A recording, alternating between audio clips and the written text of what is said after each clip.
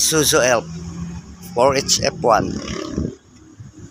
Papalit ako ng clutch disc, pressure plate at release bearing. Ito na siya. Bali, nababa ko na. So, solo flight ako ngayon kasi yung helper ko bumiyahe ng tricycle. Hindi niya kasi alam na magpapagawa itong Elf na ito. So, ayan. Yung katulong ko ngayon na itong crocodile jack. Yan. Sinakay ko lang siya sa crocodile jack. Ito yung mga antique na crocodile jack ni tatay. Siya pang gumawa nito. Ito, nilagyan niya talaga ito ng sanga para salo sa transmission.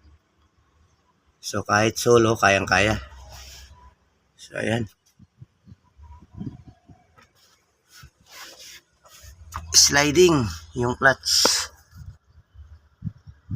4HF1. So ayan.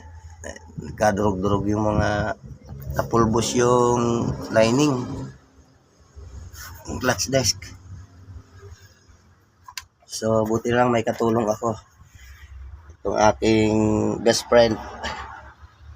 Yung pangmalakasan kong best friend. So mabilis gawa. So dito ito sa may extension ng Coastal Road. Ito. Extension niya ng Coastal Road puntang SM. Yun naman yung tindahan ng kumpare ko. Yung J. Canlas Auto Supply. Yan. Yan ang tumatawag sa akin pag tuwing may customer na magpapagawa. So, bali kumuha yung driver ng piyesa.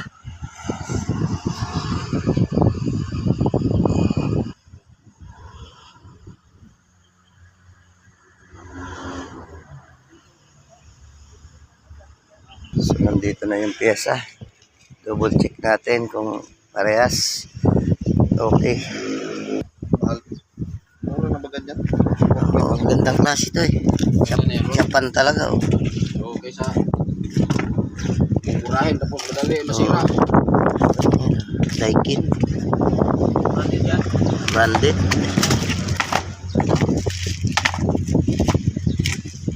Okay ito. Aisin.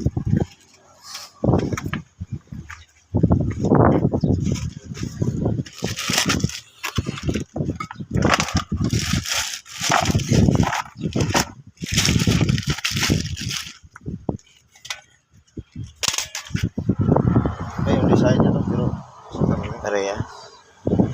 Ano lang ito, walang pingas. Ito may pingas. Original pa kasi. may butas-butas sa gilid. Ang galing Japan yan. Ito replacement pero Japan.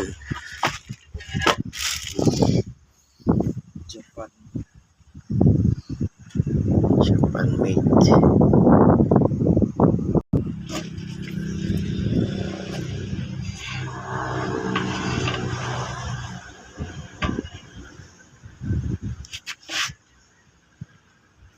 Sakto.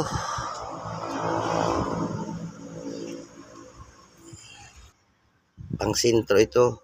Dito. Ang iba ginagamitan ng kahoy. Pang guide. Ako may tiban lang nilalagay ko dyan. May mga diskarte pala. No? Oo. Kasi pag wala to sa sintro, di mo maikabit yung main drive. Di papasok. So, dito dapat, may dikit. oo.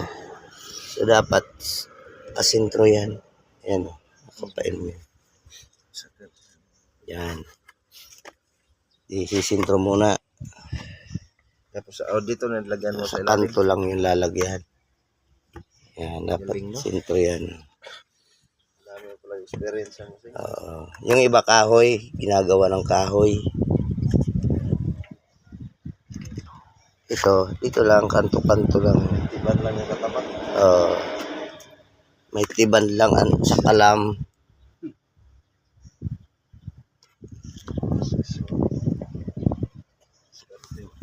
Oh,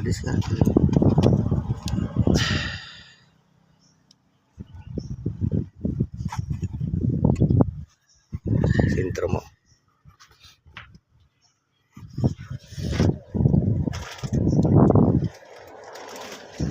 Mighty man. Baka naman mighty man.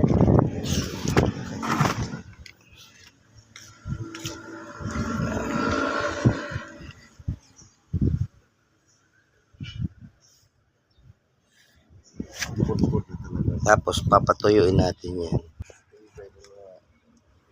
Kung nga tagal ko sa seal ng drive, hindi Yan. ko alam kung ano masisira sa sakyan kasi pag kahit palit gulo nga, magpa-rescue kami sa Cebu.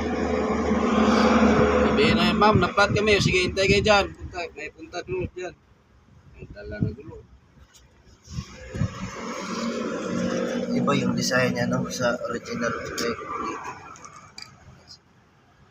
Dito sa loob na ano. Ito pala Hindi, sentro na. Sure ball yan. Swak na swak yan pag pinasok yung transmission. Kasi pag less ito dito, Hindi pa. sa sentro, dapat sentro yan dyan sa gitna. iba ka. Lumis lang konti yan, mahirapan na makapasok yung main drive ng transmission. Ayan. Dikit na baga oh. May idea na tayo hit sa mga ganun. Jack na lang kulang natin.